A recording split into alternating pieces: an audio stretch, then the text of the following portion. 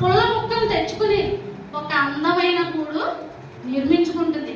ఆ చిన్న ముక్కు నుంచి ఎన్నో సార్లు ఆ పుల్లలు కానీ గడ్డి కానీ ఇంకా అది తీసుకొచ్చేది ఏదైనా మెటీరియల్ పడిపోతే అది ఎన్నిసార్లు బాధపడింది ఉంటుంది. అవునా అవునా?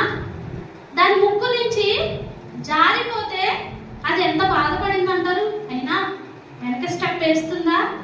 వేయలేదు.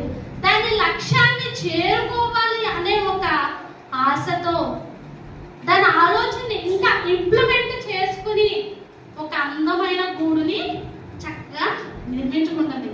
చిన్నప్పుడు అయితే చాలా మంది చూసే ఉంటారు, విలేజెస్ లో ఉంటుంది ఒక తాడి చెట్టు, కానీ ఈత చెట్టుకి కానీ గూడు ఉంటది.